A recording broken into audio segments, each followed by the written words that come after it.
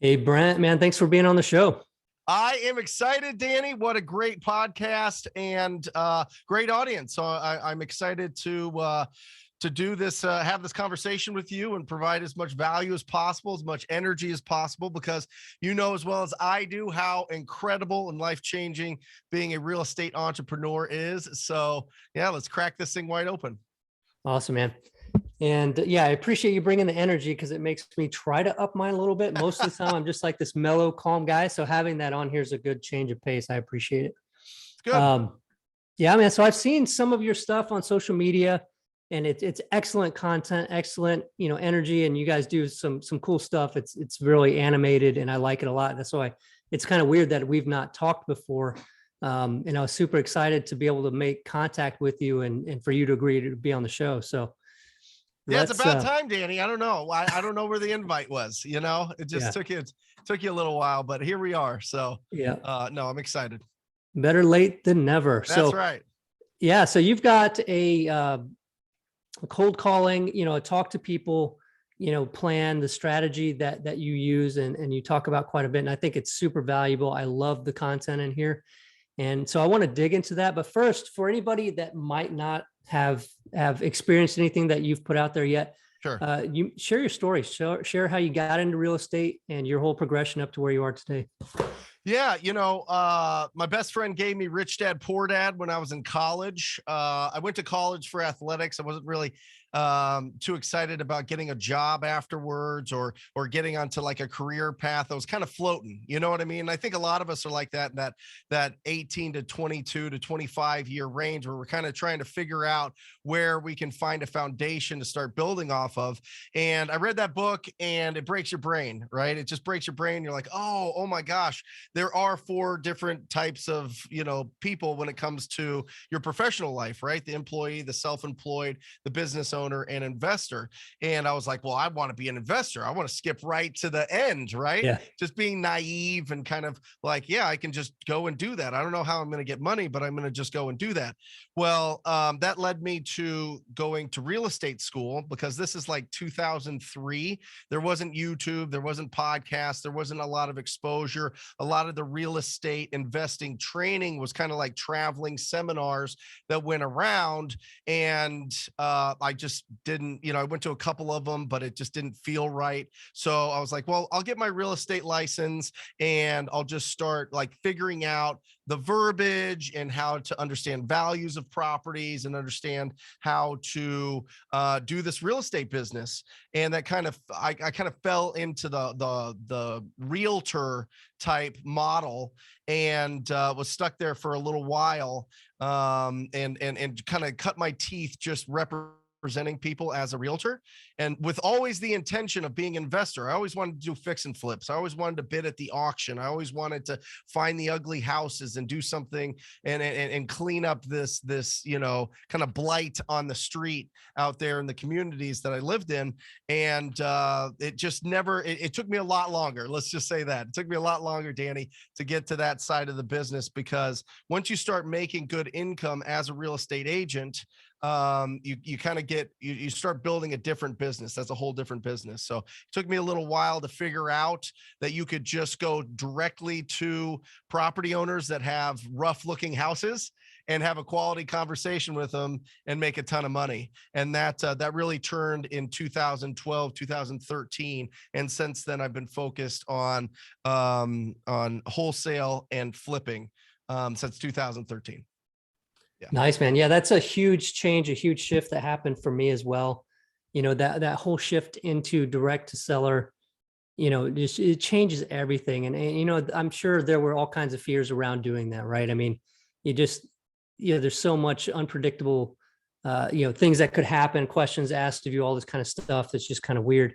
But, that was, looking back, that was the fun stuff, right? Like getting in there, not knowing what the hell you were really doing, as long as you're willing to tell the seller that too, right? I mean, if they ask you a question that could mean something to their lives and what happens to them, you obviously, if you don't know the answer to something, should tell them. You'll get back to them. But yeah, I mean, I spent, a couple years making offers, spending all day going around to these listed properties, making offers like, yeah, I'm going I'm going to put out these offers today, maybe get one of them. And every Yeah, time I got around to praying. every time I finally got around to submitting those, multiple offers, submit your Yep. best. It's like, dude, this is ridiculous, or it's already under contract. It's already sold. And I learned pretty quickly that those REOs typically, they were sold before it went out. They still had to list it, but it was pretty much already a done deal. So unless you want to work that game, going directly to seller, it made all the difference in the world.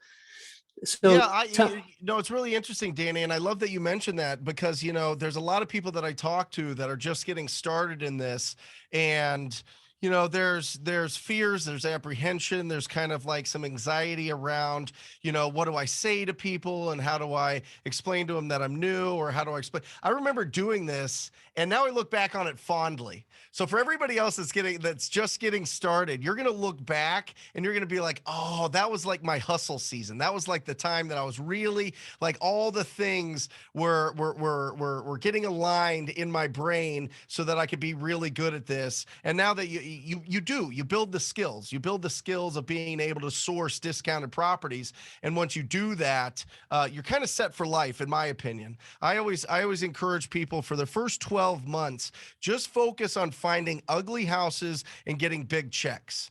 Ugly houses, big checks. Don't overcomplicate this. You don't have to get crazy with too much with too much infrastructure to your business. As long as you're having good, effective, quality conversations with the property owners that need the most love and the most attention in your marketplace, you're going to win.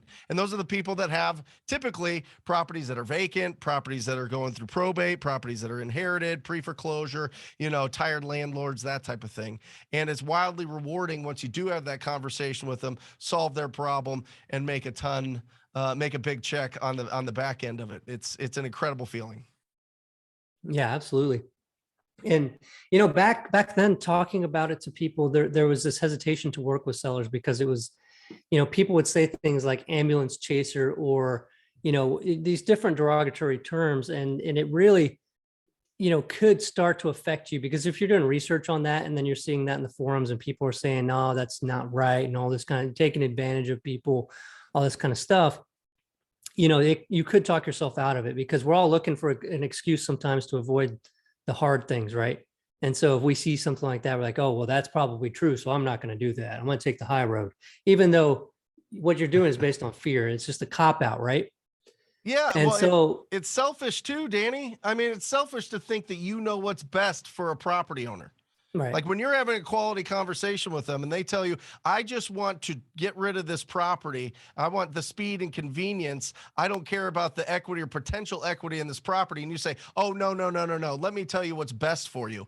That is Yeah. so that's condescending. It's selfish. It's silly. If you have conviction that you're going out there and helping out the people that have their head in the sand, or they're going through a really tough time and they're kind of like these sweet, amiable personalities that don't want to drag anybody into their drama, and you put yourself in their life and solve their problem, it is wildly rewarding and easy to have that conviction that you're going out there and serving it. And the best receipt that you get on how much value you're providing is the income that you make, because your earned income is directly in direct proportion to how much value you provide. I mean, that's the law.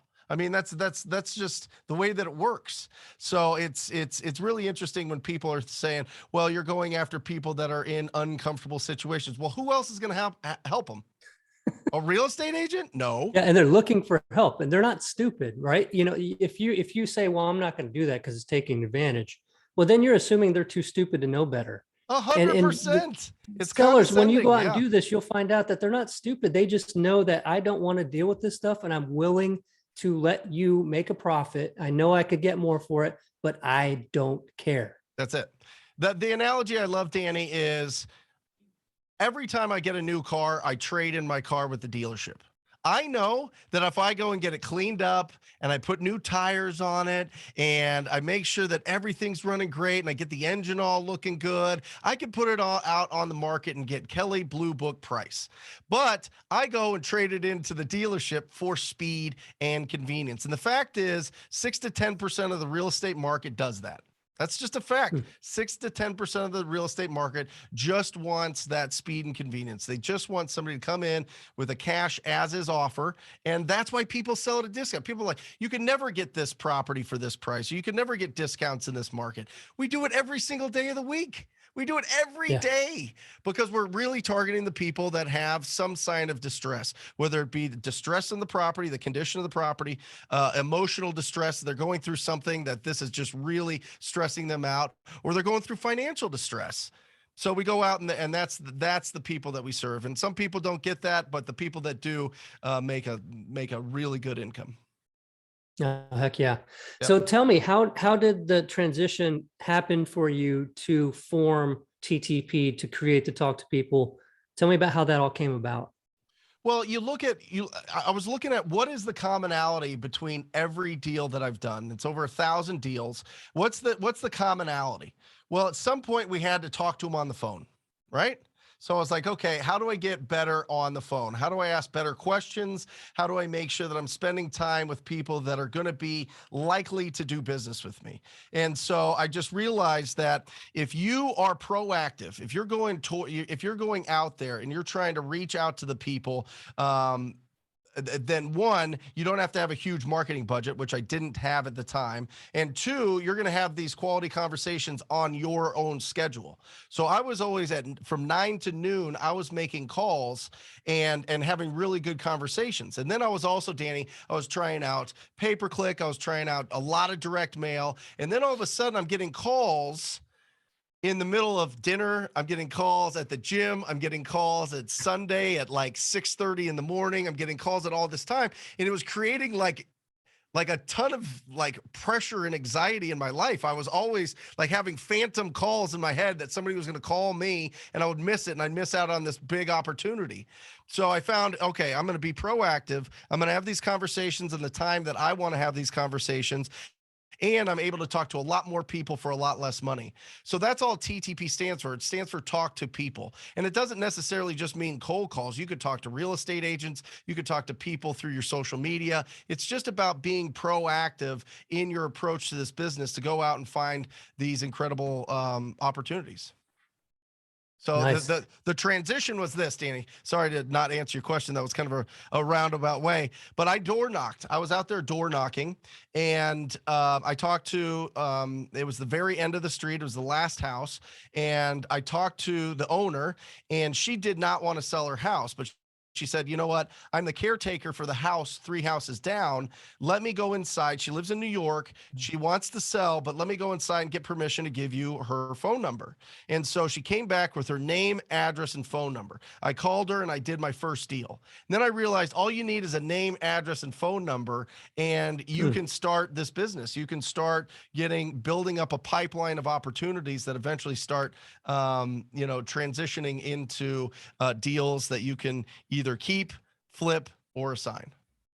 Yeah. And it's Yeah. amazing how complicated we can make things to try to find ways to find deals when in all actuality, you can drive down through some working class neighborhoods and find opportunity left and right. I mean, it's crazy, even with a market like we've got right now. So yeah, I mean, the excuse to, and I guess that is another thing with the fear thing, right? Too, where people are looking for ways to set up technology and do all this kind of stuff to find these deals when, really, you don't need all of that stuff.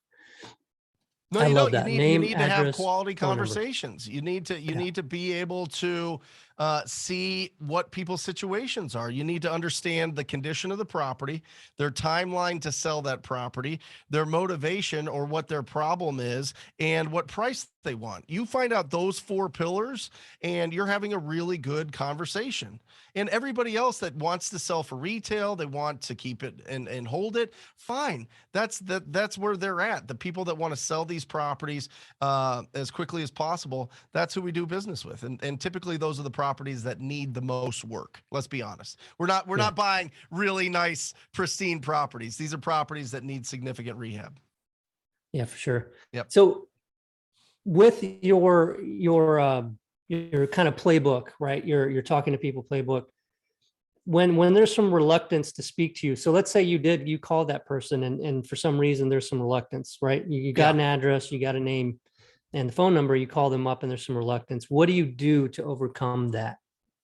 Well, there's a couple different things. Whenever you're calling on a list of people, you want to make sure, one, that you've got the right contact information. So the data matters. So make sure that you have the right phone numbers to reach out, because you got to reach out to a lot of people. And then you have to realize this, Danny, you're going to talk to 200 people to do one deal. And that's 200 people that are in some sort of distress situation, right? Whether they've owned these properties for a long time, or they're older, or they're run down, or whatever else is going on. You have to talk to 200 people to get one person to do business with you. So you got to get rejected 199 times to get that one to close. But if you assign that deal, if you wholesale at a traditional wholesale, the average wholesale across the nation right now is $15,000. I don't know what it is for flips, but it's probably double that. So you're talking about, okay, I got to talk to 200 people to make $15,000. Well, you can see how that adds up pretty quick, and how you can hit that goal of your first 100,000, your first 250,000 in your business. And then you take that money, and then that's what you put into buying assets, buying your rental portfolio, or growing your business to do it without you. Right. But when you speak to them, though, and there's that reluctance to talk to you, like, who's this weirdo calling me asking about this house? Yeah. What are you doing to break down those barriers to get them to start talking about it? Yeah. Sorry. So you have 5 seconds to get the next 30 seconds. Okay. So the way that you open it up is you have to sound like a neighbor. And remember, your tone of voice is your body language on the phone. So it just depends on, you want to sound very familiar. You want to have kindness and optimism in the sound of your voice. And that's it. And then you just ask them, you say, you know what, listen, I know that this is completely out of the blue, but I was calling about a property I believe you own on 1212 Banana Street. And they say, yeah, what about it? Well, actually, I'm interested in buying a home in the neighborhood. Wanted to see if you would consider an offer on that property. And then from there, Danny, they only give you one of 6 responses. Yes, they do want to sell. No, they don't want to sell. Maybe I do want to sell in the future. How much are you going to give me? Who are you? And how'd you get this number? There's only 6 responses. So if you understand how to respond to those responses, you can keep that conversation going. But you know what, Danny, some people just hang up on you, and that's fine. Mm-hmm. Yep. Yeah. I think I spoke with, I think it was Steve Trang was talking about how, 50% of people actually like getting called. Yeah. Like getting cold called. Sure. And so it's pretty interesting. So I'm sure there's that kind of stat too. So if you're a person that doesn't like to get cold call, you can assume that nobody likes to get cold call, but that's not really the reality of it. So that's pretty interesting. Well, look at it, Danny. There's 3 ways to get deals. Let's be honest. There's only 3 ways to get a deal, right? You pay to have somebody call you. It's called marketing, right? That's your pay-per-click, that's your direct mail, that's your bandit signs, that's your billboards, that's your Facebook ads, that's all those things, right? You pay for somebody to call you. All right. The second way is you get referrals. You become the guy or gal that's known in your market to do flips, or to buy a lot of rentals, or to, buy properties cash, or whatever it is. That takes a long time to build up that reputation, but you can get referrals. The other one is you got to be proactive. Well, what are you going to do? You can either door knock, or you can pick up the phone. That's how you be proactive. How else do you get deals besides those things? I mean, maybe going down to the foreclosure auctions, or bidding at some of these auctions, or MLS deals, but that's still, you're still reaching out. That's still being proactive and reaching out in that sense. So, which way do you want to choose? If you feel like you're that person that's afraid and you don't want to make calls because you don't want to interrupt somebody's day, which you absolutely are, and you want to, have better conversations and not have to deal with as much rejection, then you better have a marketing budget, and it better be significant right now, especially if you're in a major market. Because in Phoenix, Arizona, it costs $13,000 per deal for direct mail. It's $9,000 per deal for pay-per-click. Wow, that's crazy. Yeah, and I'm sure that varies, right? So you can't say that everybody experiences that. It kind of varies depending on what they do with the leads that come in, how they handle it, and all that kind of stuff. But yeah, I mean, it's just like, there's no question about there being a hot market in most places. Most places are full of competition. and what I like about the fact of, the outreach, the cold calling, the door knocking, things like that, is you're setting up, like you said before, talk to 200 people, right? So you're not waiting around for 200 people to see your marketing and call you. You're, like you said, proactively ticking down how many you've talked to get to the thing, right? So it's Right. not just this, let me put money out there and hope I get something from it. And it could disappear down some black hole. I don't get anything from it. But if with direct mail or something like that, could happen, and it does happen. Yeah. But things like this, like you're proactively doing this, so you get to see the results and see how close you're getting to it. So it's I guess it's really about what you want to do, right? I mean, if you want to, if you have more time than money, that's probably the better way to go. Yeah, and if you have more money, it's probably because and you probably enjoy your lifestyle. Well, guess what? You're not going to enjoy it if this thing dictates your whole life. When this thing rings and you're in the middle of your kid's basketball game or softball game or something like that, and you got to take that call or you could miss out. I'm just saying, when you're getting started and you don't have your systems in place for people to answer the calls for you and you trust them to pre-qualify and get all the information, it's you. It's you Mhm. all the time. It's you answering that. It's you being on call 24/7, 365 if you're doing marketing every time. Because if you're not answering calls live in this market, they're going to call somebody else. Yeah. Yeah, you Yep. can't turn it off. Go on vacation and worry that that call while you were sitting on the beach that came in that you missed ended up calling your competition and was a $50,000 flip. Yep. Yeah. Yeah, that kind of, that Or you worry get is somebody there. that That's real. yeah, you get somebody that goes to your website and puts in their information, and then all of a sudden, you can't get back to them. They're putting it in on 5 different sites for sure. Mhm. Yeah, yeah, Yep. man. So, when you make these calls, you call them up, you speak in a friendly tone, like a neighbor. They hit you with one of those responses. Like, what is the progression from there? I mean, you're not obviously getting to the point where you're making an offer over the phone. What is your intent there with those phone calls when you do connect, where Yep. somebody's open to it?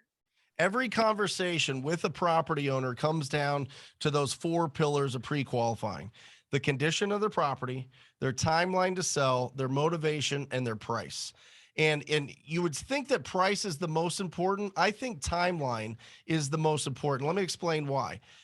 It's not a lead until they've made the mental decision to sign a document that's going to transfer ownership from them to somebody else. If they haven't made that decision yet, you trying to convince them is not going to happen. They need to get to that point, or at least have it in the future. There's got to be some sort of timeline that says, I have made the decision to sell this property. You're not going to magically call somebody up and all of a sudden they're like, I wasn't even thinking about selling, but now I am. This is incredible. Why don't I sell it to you for 60 cents on the dollar? Right? It's not going to Yeah, yeah, happen.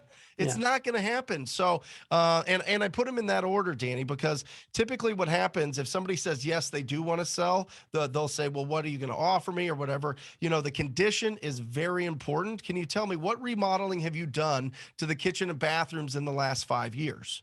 Right?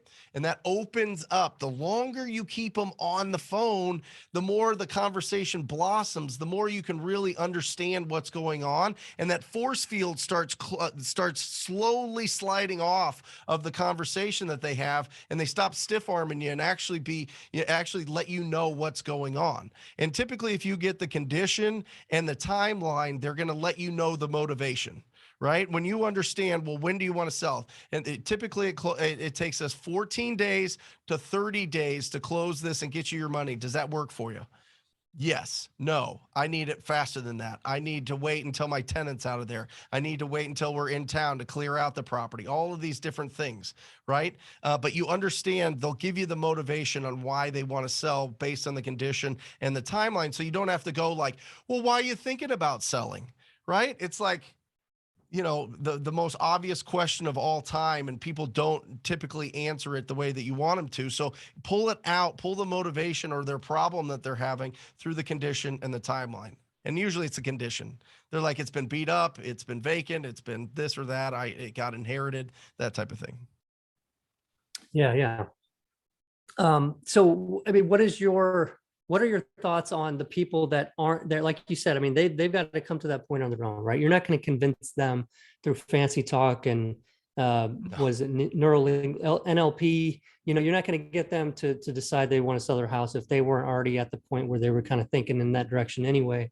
So, what is your thought on, you know, those that aren't there? I mean, what do you do with those? Because you talk to them and you felt like maybe there could be a chance that eventually they get to that. So, what do you do in that case? Yeah, you follow up with them. You follow up with them either every 2 weeks or every month, depending on how the conversation went. And I would say if you do just a little bit of research and you put in the address in Google, you look at the aerial, you look at the street view, you can see that this property's in pretty rough shape. I'm going to keep them in my CRM forever. Until they tell me to like drop dead and die and like go away. And they're just get super like the rapport is gone, the relationship is gone. I'm going to keep them in there and I'm going to keep following up because eventually they're going to have to make the decision. They're going to have to make the decision because they're not going to be able to sell it on the market to a conventional buyer because Right. the banks won't lend on it. So you've got a property that banks won't lend. They have to take a cash offer. I'd love the opportunity to at least submit my offer and see how we do. Well, what kind of deals do you see coming off of those that you end up following up with for a long time? Uh, Yeah, I mean, it's there was one that we followed up with for 3 years. Wow. Unfortunately, a lot of those long-term follow-up, Danny's, are kind of the smaller deals in my experience because they now have like 15 people to call back when they're making that decision. So there's a little bit, when you're just negotiating with a property owner, that's where you get the biggest deals. If you have to negotiate with the property owner and other buyers on those deals, typically the deals get thinner because the price gets bid up.